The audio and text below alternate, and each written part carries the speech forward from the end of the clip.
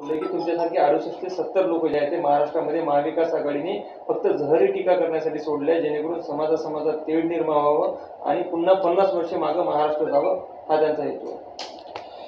खरं म्हणजे भाजपचे अध्यक्ष बावनकुळे यांचे आभार. त्यांची राजकीय संस्कृती काय आहे ते त्यांनी जाहीरपणे व्यक्त केलं, त्याबद्दल त्यांचे आभार.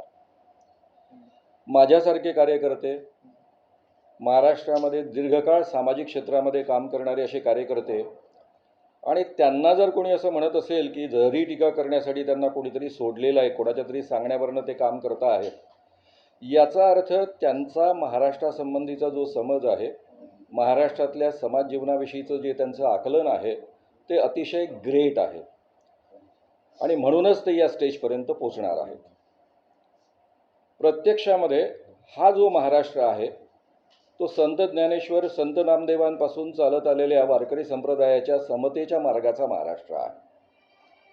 शिवाजी महाराजांनी सुद्धा या पद्धतीची समता प्रस्थापित करण्याचा प्रयत्न केलेला आहे, आणि म्हणून आपण शिवाजी महाराजांना एवढं मानतो.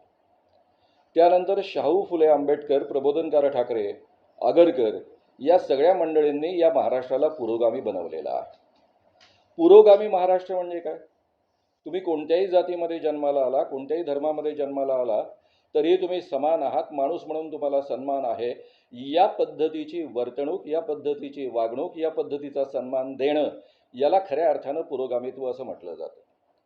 आणि महाराष्ट्रातल्या जर पुरोगामी कार्यकर्त्यांबद्दल या पद्धतीनं तुम्ही व्यक्त होत असाल, यातनं तुमची संस्कृती दिसून येते. आता मी प्रतिप्रश्न करतो. बावनकुळेजी, तुमचे लोक महाराष्ट्रभर घेऊन हिंडले धीरेंद्र कृष्ण महाराजांना.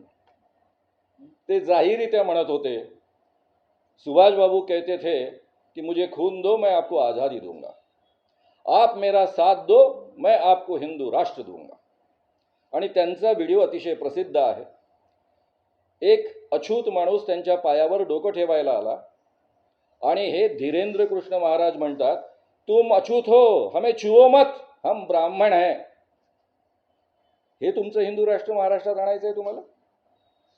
ज्यावेळेस संभाजी भिडे अमरावतीमध्ये असं बोलतात की महात्मा गांधी एका मुस्लिम माणसाची उपज आहे, मुस्लिम मालकाची उपज आहे, म्हणजे महात्मा गांधींची आई, स्पष्टता बोलतात ते, महात्मा गांधींची आई अमुक अमुक मुस्लिम मालकासोबत झोपली होती आणि त्यातून महात्मा गांधींचा जन्म झालेला आहे. इतकं असंस्कृत बोलणाऱ्या माणसाबद्दल जेव्हा विधानसभेमध्ये प्रश्न विचारला जातो, त्यावेळेस